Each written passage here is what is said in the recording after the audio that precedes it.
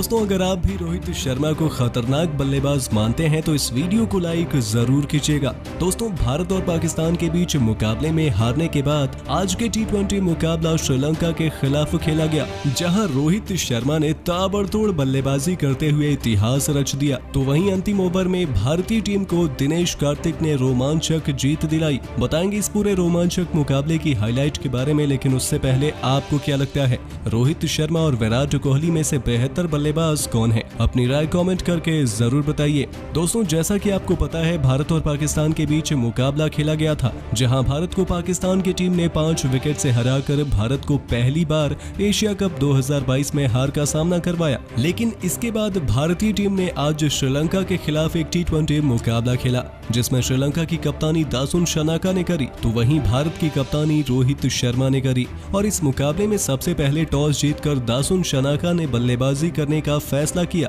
जहां लंका की तरफ से ओपनिंग करने के लिए पहले बल्लेबाजी से शुरुआत निशंका और कुशल मेंडिस ने करी, जहां दोनों बल्लेबाजों ने मिलकर भारतीय टीम की पारी को काफी शानदार तरीके से चुनौती देने का काम किया। और दोनों बल्लेबाज ताबड़तोड़ बल्लेबाजी करते हुए भारत के सामने शानदार बल्लेबाजी कर अपना अर्धशतक 8 ओवर में पूरा कर लिए। लेकिन दोनों बल्लेबाज युजवेंद्र चहल के एक ही ओवर में आउट हो गए थे, जिसमें पहले बल्लेबाज निशंका 22 गेंदों पर 51 रन बनाकर क्लीन बोल्ड हुए, तो वहीं कुशल मेंडिस 29 गेंदों पर 50 रनों की पारी खेलकर विकेट कीपर के हाथों कैच आउट हो गए थे। और अब पारी को संभालने का काम गुणतलिका और भानुका राजपक्षे आए। दोनों ही बल्लेबाजों ने ताबड़तोड़ बल्लेबाजी कर भारत के सामने 35 और 25 रनों का योगदान दिया। जहां गुणतलिका 25 रन बनाने के बाद हार्दिक पांड्या की गेंद पर क्लीन बोल्ड हो गए, तो वहीं अर्शदीप सिंह ने भानुका राजपक्षे को 25 रन के स्कोर पर LBW आउट कर दिया। लेकिन अब बल्लेबाजी करने के लिए खुद कप्तान दासुन शनाका और असलंका आए,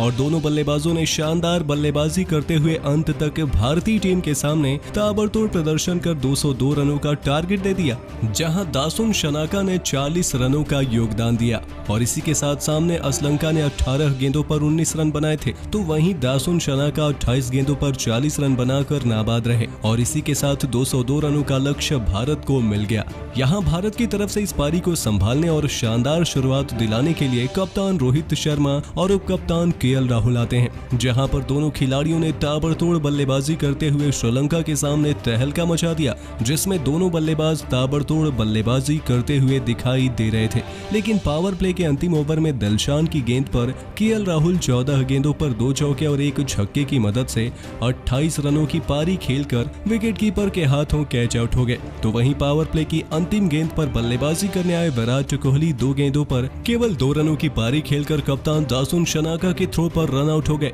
और भारत को 60 रन के स्कोर पर 2 झटके लग गए। लेकिन अब पारी को संभालने के लिए सूर्य कुमार यादव आए, और दोनों बल्लेबाजों से काफी ज्यादा बेहतर प्रदर्शन की उम्मीद की जा रही थी, क्योंकि दोनों बल्लेबाजों का लगातार बेहतरीन फॉर्म जारी है। लेकिन यहाँ पर सूर्य कुमार यादव से बड़ी पारी की उम्मीद सभी ने की थी, लेकिन सूर्य कुमार यादव ज्यादा देर तक टीम का साथ नहीं दिए, और भारत के कप्तान रोहित शर्मा ने टीम को संभालकर एक चुनौतीपूर्ण कार्य विरोधी टीम के सामने कर दिया। लेकिन रोहित शर्मा के ऊपर दबाव न आए, इसके लिए सूर्य कुमार यादव को बड़े शॉट खेलने थे, और ऐसे में सूर्या ने 11वें ओवर में 15 रन 2 चौके की मदद से 10 गेंदों पर बनाकर गेंदबाज वानिंदु हसरंगा की गेंद पर विकेट कीपर के हाथों कैच आउट हो गए। लेकिन अब बल्लेबाजी करने के लिए हार्दिक पांड्या पाकिस्तान के खिलाफ मुकाबले में जीत दिलाने वाले खिलाड़ी, और ऐसे में भारतीय टीम को यही संकट से बाहर निकालने का काम कर सकते थे। लेकिन ऐसा देखने को बिल्कुल भी नहीं मिला, और हार्दिक पांड्या काफी ज्यादा दबाव में पाकिस्तान के खिलाफ भी दिखाई दिए थे,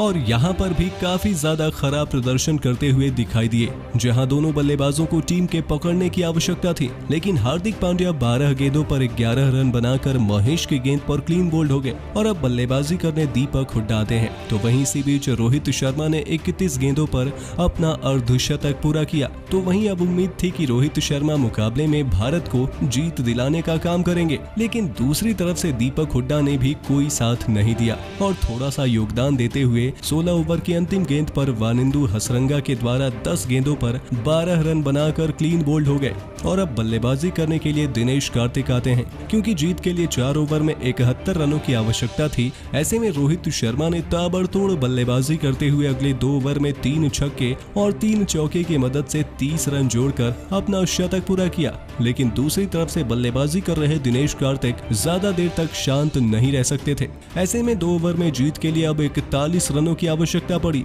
तो दिनेश कार्तिक को जिस काम के लिए टीम में शामिल किया गया उन्होंने वो कर ही दिखाया और एक ही ओवर में 2 छक्के और 3 चौके लगा दिए। लेकिन अब जीत के लिए 15 रनों की आवश्यकता थी और ऐसे में पहली गेंद पर रोहित शर्मा 61 गेंदों पर 10 चौके और 8 छक्के की मदद से 103 रनों की पारी खेलकर महेश तीक्षणा की गेंद पर एलबीडब्ल्यू आउट हो गए और अब बल्लेबाजी करने भुवनेश्वर कुमार आते हैं तो वहीं उनसे सिंगल तीसरी गेंद पर दिनेश कार्तिक को दिए और अब जीत के लिए 3 गेंदों पर 14 रनों की आवश्यकता पड़ी तो दिनेश कार्तिक ने अगली 2 गेंदों पर 2 चौके जड़ दिए। लेकिन अभी भी अंतिम गेंद पर छक्के की आवश्यकता थी। ऐसे में दिनेश कार्तिक के ऊपर काफी ज्यादा दबाव आ गया था और दिनेश कार्तिक ने फील्ड को देखा और चारों तरफ घूमकर एक करारा छक्का जड़ने का इरादा दिखा दिया और सामने की तरफ आगे बढ़कर गगनचुंबी छक्का जड़ दिया और दिनेश कार्तिक ने 12 गेंदों पर 4 छक्के और 3 चौके की मदद से 42 रनों की पारी खेलकर भारत को शानदार जीत दिला दिए, जिसको देख मैनेजमेंट काफी ज्यादा खुश हुआ है